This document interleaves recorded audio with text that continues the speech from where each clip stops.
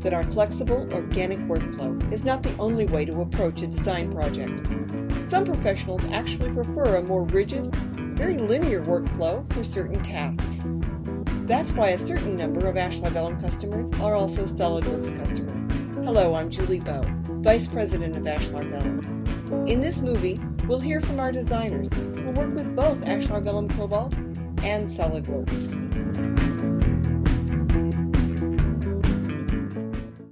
One of the key concepts of Ashlar-Vellum's organic workflow is that it is a non-linear way of working. Let's hear how two of our designers describe it. We were making the analogy that Cobalt works the way a designer's mind works. It's very spontaneous, well, what about that? Let's try this. Let's explore these other variations. It's a non-linear kind of process to work in Cobalt. Compare that with SolidWorks, which is very linear. It's very much designed the way an engineer thinks and works. In a linear process, you may well have made a decision 10 days ago in your design that will not allow you to make this change you want to make now. You just can't do it. Whereas the program will just let you add onto it regardless. That's a good thing. The guys that get the best out of SolidWorks are the ones who think about every possible event in the future. I may want to change this, I may want to change that. Most people can't do that. It's like being a good chess player. You've got to think way ahead. It requires a great deal of skill and experience to get those programs to do what you want. Another key concept of Ashlar-Vellum's organic workflow is the flexibility to use parametric history and dimensional constraints as needed on demand. One of the things that I think Cobalt really lets you do in terms of organic workflow is it really lets you explore the evolution of your design. You start off with something that you might like and you see 3 or 4 directions, so you can explore each of them very quickly in it. You don't have to worry about history or anything. Cobalt really gives you the freedom, and you still have the history. I'm not saying that it doesn't. It's just not yelling at you. That being said, we use history in Cobalt a lot. We do, yes. We use that every day because, of course, to be able to undo things as you did them is extremely important. The nice thing about it is that it is as defined as you want it to be. You can run with the numbers if you want to go that way, or you can completely ignore them if you want to go that way. Or you can kind of do a mix between the two. You're not defined by what the dimension of X is compared to Y. Rigid sort of parametrically controlled construction methods are fine for certain tasks, but for other kinds of tasks, you need that free-form approach that things like Cobalt offer, in the ability to move things around in 3D space very quickly. X, Y, Z moves without this translate X, translate Y, translate Z. Just move it, or moving points on curve. And if you do want a quick visual out of it, you can do that. It's all in one piece of software. That's the kind of thing to use Cobalt for. For doing that sort of investigative, conceptual type work, what you really want is not have to bother with setting up sketches and all that kind of stuff. You just want to draw things. SolidWorks offers more robust, dimensionally constrained parametric history. For some engineers, this is their preferred way of working. But this rigid control sacrifices flexibility and can limit creativity. Ashlar-Vellum Cobalt offers the flexibility of using parametric history with dimensional constraints on demand, only when desired. It's no secret, these basic differences make some projects more appropriate for SolidWorks and others better suited for Cobalt. Let's hear about two of our designers' experiences. We have this texture that is this 3-dimensional map. It's on a knife handle that for one of our clients that makes commercial kitchen knives. And to actually get the thing to be the way we wanted it, we had to model the texture on the solid, which was extremely complex and involved individual placement of around 14,000 lines. First time we built everything in Cobalt, and then it died when I tried to actually make the loft. So we went over to SolidWorks to actually build the loft.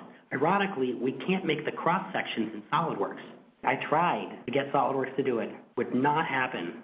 Went to tech support, wouldn't work. I have a friend who works in their tech support. He couldn't get it to work. Cobalt had to do it. We still have to use both programs sequentially to be able to do what we want because each one is stronger at different things. Certain pieces of software are more suitable for doing certain tasks than others. For example, yesterday I had a phone call from a customer and we do these glazed structural canopy systems for walkways, and we've got a contract with this customer to actually produce visuals for them, working drawings. We set up an assembly system inside SolidWorks so that it's all driven by tables and what have you. So we get an inquiry and we just type in the values and the model updates. We render it out in Hypershot. Now, yesterday he phoned me up and he said, I want to do one with a corner on it and the different sizes. And I thought, well, So I opened up in SolidWorks and I thought, I can't do this in SolidWorks. I've got to take it into something else. And so that's when I exported it to Cobalt. I sort of opened it up in Cobalt, chopped the bits up basically, moved it all around very freely and interactively, and came up with a solution. So I've now got a solution that I can present to him, and we can then take that forward. Some of our designers prefer to start a project in Cobalt because of its fast, easy ideation, then move it to SolidWorks because their customer, corporation, or manufacturing team requires the parametric history to be in SolidWorks format. This may sound like a burden, but let's hear how easily our designers deal with it. We use Cobalt because we don't really have to think when we're working in Cobalt. Once you learn the interface, which has a pretty quick learning curve, you can just mash and push and play and get what you want. We do use SolidWorks also. A lot of clients recently have been telling us that we have to give them SolidWorks files, specifically because they want the history in SolidWorks.